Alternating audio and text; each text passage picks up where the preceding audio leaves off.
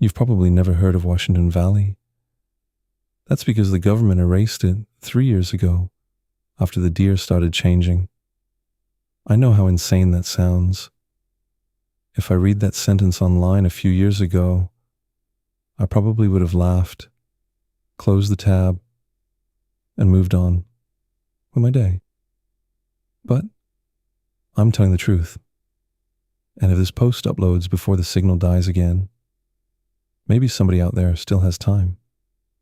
I was 23 when this started. I worked sales at a Ford dealership outside town, lived alone in a duplex, and honestly, my life already felt finished long before the quarantine began. My girlfriend left me that summer, said I had no ambition, said I was stuck in Washington Valley like everyone else. She wasn't wrong. The only good thing I had left was my dog, Scout, golden retriever, 3 years old. Followed me everywhere like he thought I might disappear if he looked away too long. Looking back now, I think Scout noticed the deer before anyone else did. The first time something felt wrong was late October. I got home around midnight after closing at the dealership. It had been raining all evening, and Scout needed to go outside before bed, so I took him behind my duplex near the woods. The second we stepped off the porch, he froze. Not barked, not growled, frozen. I followed his stare into the trees. There were deer standing between them, at least 15, perfectly still. That was the first thing that bothered me. Deer around Washington Valley usually ran the second they saw people, but these just watched us. Scout started whining beside me. Real fear. One of the deer stepped forward slowly, then another. I dragged Scout back inside so fast he slipped on the wet grass. I barely slept that night. Around 3 a.m, Scout started growling at my bedroom window. Then came the tapping. Soft. Slow.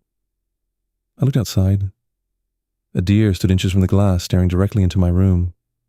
Rain dripped from his fur. One eye looked cloudy and pale. But it was the stillness that terrified me.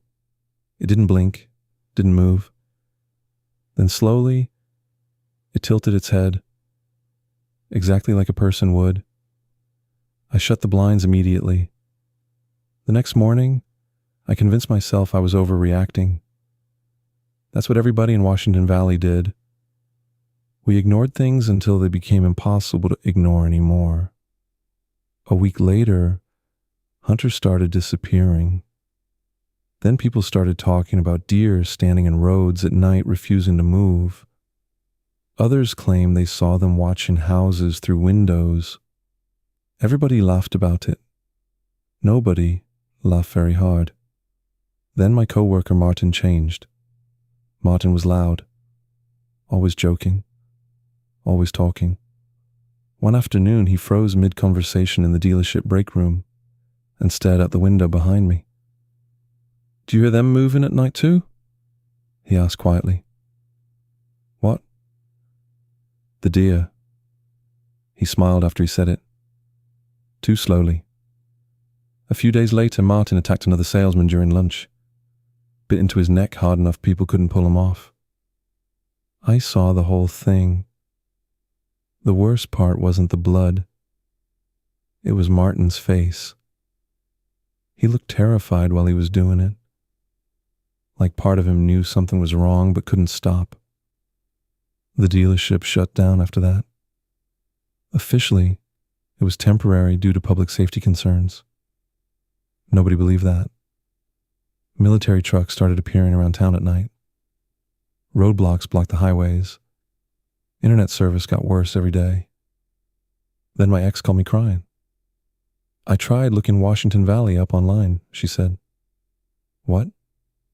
"It's gone." She wasn't joking. No records, no maps, nothing. Like the town had never existed.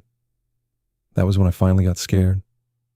Because diseases don't get towns deleted from the internet. That same night, something hit my roof while we were talking on the phone. Scout started barking downstairs immediately. I grabbed a flashlight and stepped onto the back porch. At first, I didn't see anything. Then a beam caught eyes shining near the trees. Dozens of them. Deer. Watching the house. And standing among them were people. Not moving. Not speaking. Just standing there together. In complete silence.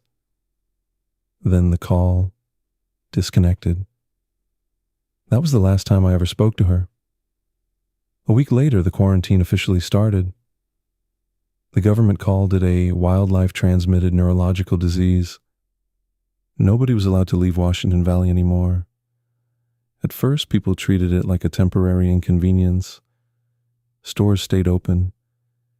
Kids still played outside during the day. But at night, the town stopped feeling human. The deer got closer every evening, standing in parking lots, watching houses, gathering outside apartment buildings. Scout stopped going near the woods completely. Some nights he'd sit beside the living room window for hours, growling quietly into the darkness. Then one night, something knocked on the window. 3 slow taps. I pulled the blinds open slightly. A woman stood outside, staring into my apartment. At least I thought she was a woman at first. She wore a gray hoodie, soaking wet from the rain. Then the moonlight hit her eyes. They reflected white, exactly like the deer. More figures stepped out behind her.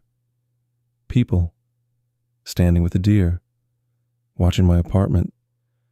I locked myself in the bathroom with Scout until sunrise. The next morning, the parking lot was empty. No footprints, no hoofprints, nothing. Things got worse fast after that. Power outages, emergency broadcasts, people disappearing. The roads out of town blocked by military checkpoints. Then the infected started changing. Not all at once. Slowly. They'd stare too long, smile strangely, move wrong. My upstairs neighbor Claire disappeared for days before I finally heard screaming in her apartment one night. I went upstairs with Scout to check on her. The smell of blood hit me before I reached the door. Inside, her apartment looked destroyed. Furniture overturned. Blood sprayed across the walls. Then Claire stood up behind the couch, or what was left of her. Blood covered her mouth and neck. One of her arms bent at an angle arms shouldn't bend. But she still recognized me. That was the horrifying part. She smiled slowly and whispered, "Don't let them in." Then she started screaming and slammed her face into the kitchen counter over and over, like she was fighting something inside herself. I ran downstairs and locked myself inside my apartment. That night, I heard helicopters over the valley. Then explosions somewhere beyond the woods. The military wasn't trying to save Washington Valley anymore. They were trying to bury it. That realization broke something in me.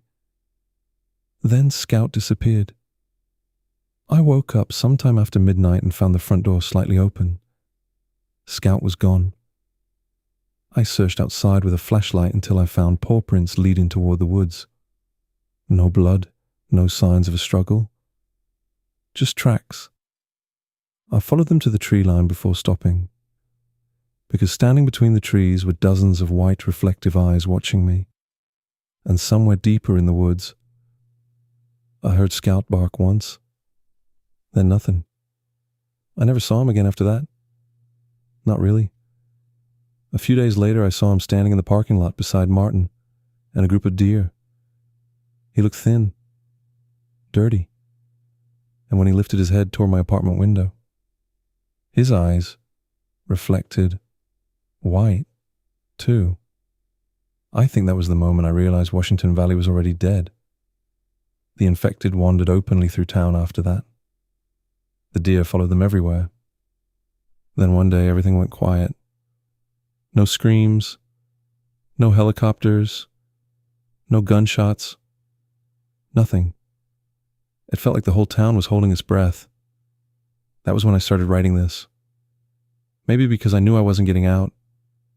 Maybe because I needed somebody to know Washington Valley was real. We had schools, restaurants, families, lives. And then the deer started watching us. That's all it took.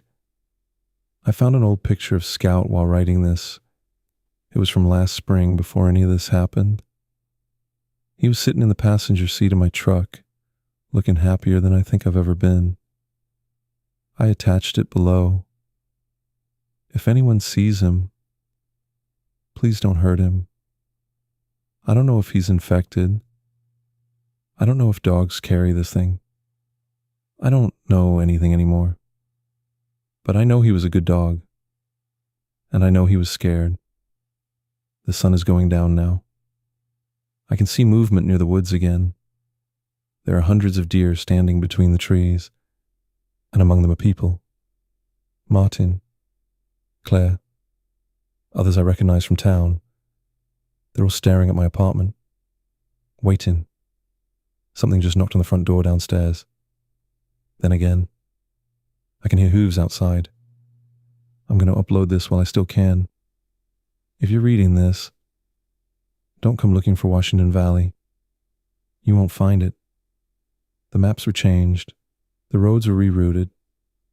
The government erased us. But towns don't disappear cleanly. Things get out. Animals get out. And sometimes that's enough. So listen to me carefully. If deer start showing up near your town and they don't run when you get close, leave. If your dog growls at the window and refuses to stop, leave. And if you ever see deer watching you from your window, leave before it's too late. Most of the comments after I posted this called me insane. Some people said it was fake. Some accused me of writing an ARG. Others just made jokes about deer and government conspiracies. I almost deleted the post entirely. Then I saw one comment near the bottom. It was posted about 20 minutes after I uploaded the picture of Scout. I still can't stop thinking about it. Wait. That dog looks exactly like the golden retriever I adopted from the county pound 2 weeks ago.